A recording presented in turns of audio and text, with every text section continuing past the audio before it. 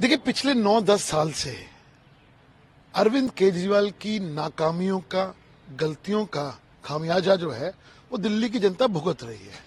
एक बार फिर इस साल चूंकि दिवाली है, दिवाली का पर्व जो होता है वो दीपों का पर्व भी होता है और जो लोग हैं वो अपनी खुशी जो है वो पटाखों से करते थे। लेकिन चूंकि दिल्ली के अंदर अरविंद केजरीवाल साहब प्रदूषण रोकने को नाकाम हो गए हैं, अपनी गलतियों को छिपाने के लिए वो रोज नए कुछ ना कुछ ऑर्डर निकाल देते हैं।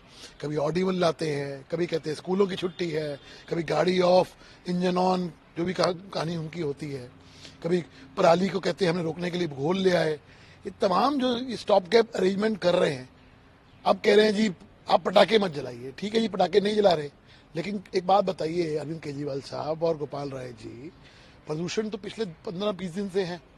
दिवाली का त्यौहार तो आज है, पटाखे तो आज अगर लोगों को आपने बैन कर दिया, पटाखे आज उन्होंने बजाने थे, लेकिन प्रदूषण तो 20 दिन से है। उसका क्या कारण है वो बताएंगे जरा।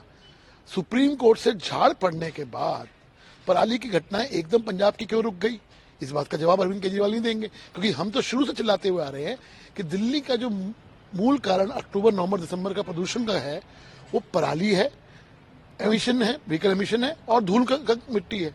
हम कहते हुए चिल्लाते चिल्लाते और रिक्वेस्ट करते हुए आ गए कि पंजाब की पराली को रोकिए। 10 गुना ज्यादा पराली दिल्ली के अंदर आ रही है, लेकिन आप सुनने को तैयार नहीं थे। जिस दिन आपको सुप्रीम कोर्ट से झाड़ पड़ी उस दिन पराली पंजाब में बंद हो गई। आज 6 मामले हैं, कल 2 मामले थे, परसों 27 मामले थे। सवाल इसी चीज का है कि सुप्रीम कोर्ट से झाड़ पड़ने के बाद या इन चीजों के बाद खुद क्यों नहीं स्टेप उठाते, खुद क्यों नहीं करते। प्रदूषण रोकने के लिए आज दिल्ली के अंदर 14,000 बसें की जरूरत है, 7,000 बसें हैं, 12 साल में एक भी बस नहीं लेके आए।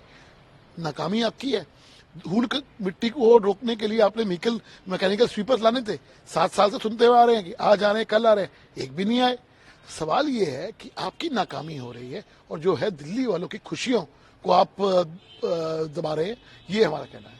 केजरीवाल जी ने एक फोटो शेयर किया है, मनीष ने कहा कि बहुत ही दर्दनाक। देखिए, मनीष सिसोदिया आज जो जेल में है उसका कारण उनके अपने कर्म है।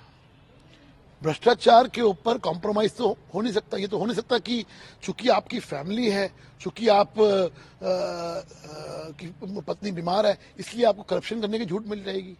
ईडी ने आपको गिरफ्तार किया, उसके बाद पिछले लगभग 1 साल से आपको माननीय न्यायालय बेल नहीं दे रहा है।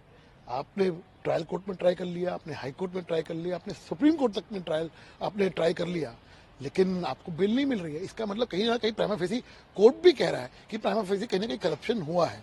और यहाँ तक कि सुप्रीम कोर्ट ने 328 करोड़ का मनी ट्रेल का भी जिक्र किया है। तो इन तमाम चीजें हैं जिसकी वजह से आज आप जेल में हैं।